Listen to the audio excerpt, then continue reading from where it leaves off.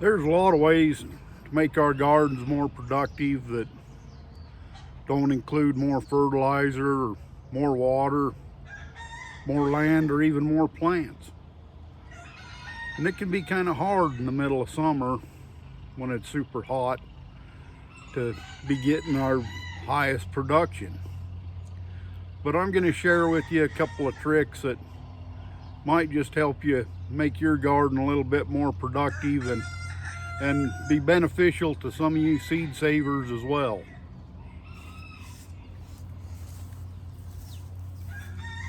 One thing about it, in the heat of summer, pollination can be kind of a hard thing to achieve when we get stale air and not much movement. But you can get out and you can do a little bit of hand pollination and kind of increase your odds of getting that bumper crop. Things like squash, they can be really easy to pollinate. And you got to figure out which ones are male flowers and females, and it's really quite simple. You can see the bulbous fruit at the base of this flower, and that's going to be one of your female flowers, female fruits. There are differences on the inside as well. If you can see how we've got kind of that star-shaped part of the flower, and then we have our male flowers, and they're a little bit different. You can see there's no bulbous base down there, and you can see it's different inside as well. Now, what I like to do is just cut off a flower. You know, got the stem. Boy, them are pretty. You know, it's funny, squash flowers, they can be actually kind of pretty. Is I'll take and peel these flowers back, trim it off.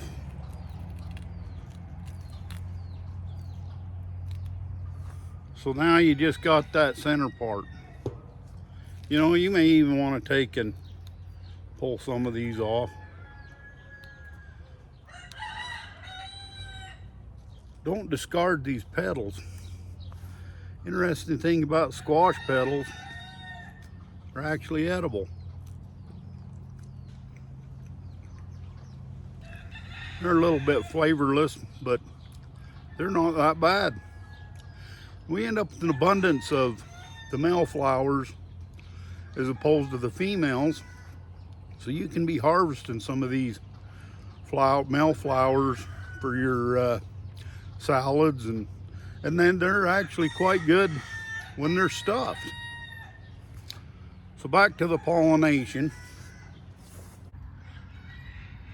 Now you just take that end, you kind of rub some of that pollen around on that. Try and get it in there good.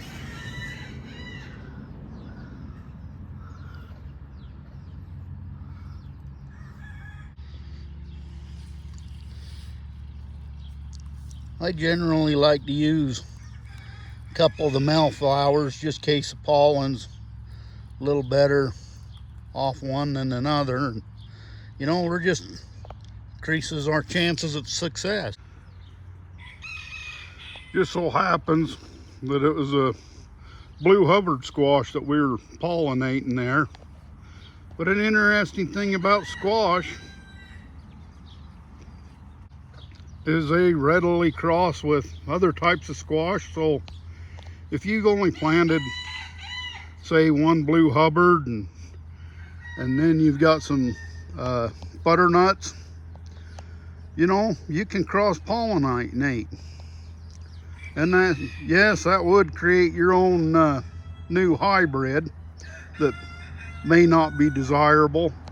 You might want to keep in mind that if you want to save seed and you want pure blue Hubbard, you better use just blue Hubbard pollen. Now, if you want to get all technical and make sure that you've got pure seed, you'd take and you'll tie that shut. You know, a little bit of string, or else some people will bag them. And that prevents the bees from doing any of the work, and then you know you've got that pure seed. But if you're just in for the food, you know, don't worry about it. Now these blue Hubbards, boy, they're a beast. I've got well over 100 pounds of fruit off of single plants before, and it looks like we're going to get a good harvest again this year. This monster plant is literally 40 feet long. I've had to wind that vine back around the tree, and it's going down into a ditch, and it's just went prehistoric. Here's one of our garden helpers. Her name's Joan Ark. She comes by that name honest. I've seen her taking on a hawk protecting this little brood, and I thought that might be a pretty fitting name for such a brave hen. These little guys, they're actually doing some work. You're not going to find many bugs in this pumpkin patch.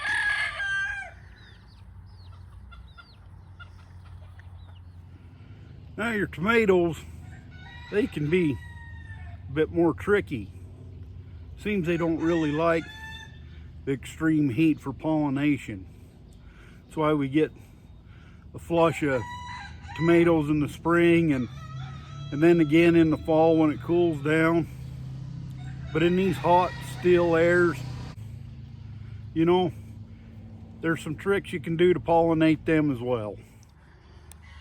As I was saying, tomatoes, they don't really like the heat for pollination, but you can kind of manipulate them. You see they're what's called buzz pollinated, and generally it's the wind, because they're a complete flower. They don't have the male and female like we've seen on the squash, but they do need some wind movement.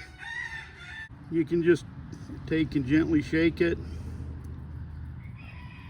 and try and get some of that going on. Matter of fact, some of the big greenhouses, they have vibrators, and they'll go around and vibrate their tomato plants.